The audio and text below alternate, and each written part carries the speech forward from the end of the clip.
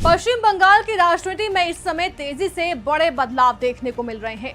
राज्य में पहली बार भारतीय जनता पार्टी की सरकार बनने के बाद मुख्यमंत्री शुवेंदु अधिकारी लगातार प्रशासनिक ढांचे को मजबूत करने में जुटे हुए हैं।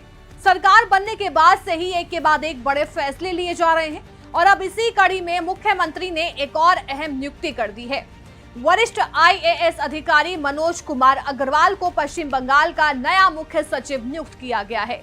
इस नियुक्ति को सिर्फ एक प्रशासनिक बदलाव नहीं बल्कि बंगाल की राजनीति और नौकरशाही में एक बड़े संदेश के तौर पर देखा जा रहा है, क्योंकि मनोज अग्रवाल वही अधिकारी हैं जिन्होंने हाल ही में हुए 2026 पश्चिम बंगाल विधानसभा चुनाव के दौरान मुख्य चुनाव अधिकारी यानी CEO के रूप में पूरी चुनावी प्रक्रिया की जिम्मेदारी संभाली थी। अब सवाल ये उठ रहा है कि आखिर मनोज अग्रवाल कौन है, क्यों उनकी नियुक्ति को इतना महत्वपूर्ण माना जा रहा है, क्यों इस फैसले पर राजनीति भी तेज हो गई है। आज इस वीडियो में हम आपको बताएंगे मनोज अग्रवाल के पूरे करियर, उनकी प्रशासनिक यात्रा और इस नियुक्ति के पीछे की राजनीतिक कहानी। दरअसल मुख्यमंत्री शुवेंदु अधिकारी सरकार बनने के बाद लगातार अपनी टीम तैयार करने में लगे हुए हैं। इससे पहले उन्होंने रिटायर्ड IAS अधिकारी सुब्रता गुप्ता को अपना सलाहकार नियुक्त किया था। सुब्रत गुप्ता चुनाव के दौरान विशेष ऑब्जर्वर की भूमिका में थे। अब सरकार ने मनोज अग्रवाल को राज्य के सबसे बड़े नौकरशाही पद यानी मुख्य सचिव की जिम्मेदारी सौंप दी है। मुख्य सचिव का पद किसी भी राज्य में बेहद अहम माना जाता है। ये अधिकारी राज्य सरकार के सभी विभागों के बीच तालमेल स्थापित करते हैं और साथ ही मुख्यमंत्री का सबसे प्रमुख प्रशासनिक सलाहकार भी होता है। अब ऐसे में मनोज अग्रवाल की नियुक्ति साफ संकेत देती है कि नई सरकार प्रशासनिक स्तर पर मजबूत और भरोसेमंद टीम बनाना चाहती है। अगर मनोज अग्रवाल की बात करें तो वो 1990 बैच के वरिष्ठ IAS अधिकारी हैं। उनका जन्म 8 जुलाई 1966 को हुआ था। वो मूल रूप से यूपी से संबंध रखते हैं। पढ़ाई लिखाई में शुरू से ही बेहद तेज रहे मनोज अग्रवाल ने देश के प्रतिष्ठित संस्थान यानी Indian institute of technology Kanpur यानी IIT कानपुर से मैकेनिकल इंजीनियरिंग में B.Tech किया है। इसके बाद UPSC की परीक्षा पास की और भारतीय प्रशासनिक सेवा में शामिल हो गए। अपने 3 दशक से ज्यादा लंबे प्रशासनिक करियर में उन्होंने पश्चिम बंगाल सरकार के कई अहम विभागों में काम किया है। वो food and supply, fire and emergency services, disaster management, गृह विभाग, कार्मिक एवं प्रशासनिक सुधार विभाग जैसी महत्वपूर्ण जिम्मेदारियों को संभाल चुके हैं। इतना ही नहीं, उन्होंने केंद्र सरकार में भी प्रतिनियुक्ति पर कई बड़े पदों पर काम किया है। मनोज अग्रवाल को एक सख्त लेकिन ईमानदार प्रशासक माना जाता है।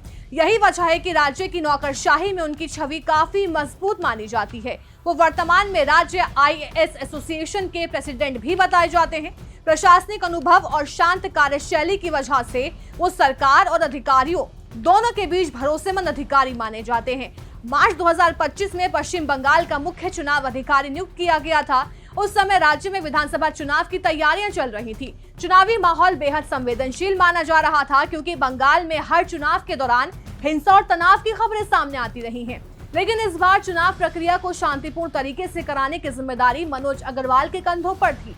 उनके नेतृत्व में मतदाता सूची का पुनर्निरीक्षण किया गया, मतदान केंद्रों की निगरानी बढ़ाई गई, चुनाव प्रक्रिया को ज्यादा पारदर्शी बनाने की कोशिश की गई। रिपोर्ट्स के मुताबिक इस बार 2 फेज में हुए चुनाव के दौरान बड़े स्तर पर हिंसा देखने को नहीं मिली। इसे प्रशासनिक सफलता के तौर पर देखा गया।